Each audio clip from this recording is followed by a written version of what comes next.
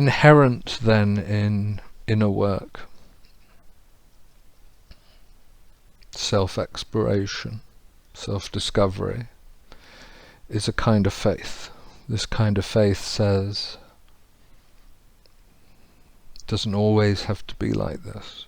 Or it may say, I intuit, I think, I know, I want for there to be more than this, or for it to be different than this. There's a faith, an inherent trust that I can do something to change present circumstances.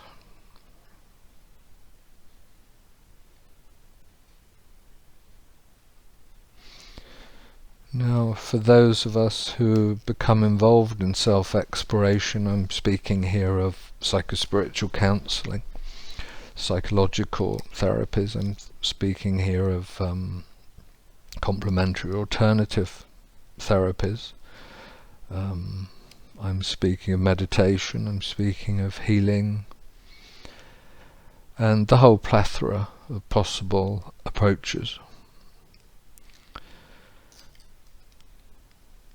When we turn to these kinds of methodologies, practices, it is in order that something will happen, that something will change, that something will be different, because there's an inherent faith in more, that change is possible.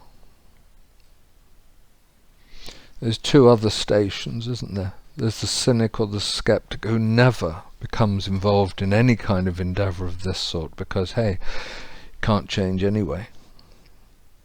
So he or she never starts and is entrenched in a certainty of resignation perhaps, or perhaps a certain satisfaction. Things will always be like this. Then somewhat up the other end there is another kind of being who has tried and failed, if you will. It's a way of saying it. Inner work, self-exploration, self-discovery and all the rest of it has not somehow yielded the results, the success that she or he anticipated. And they're disappointed, sometimes resentful and possibly bitter.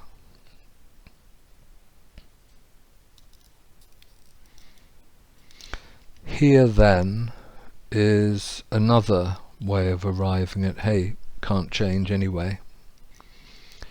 Inner work doesn't lead to any sort of lasting or deep satisfaction.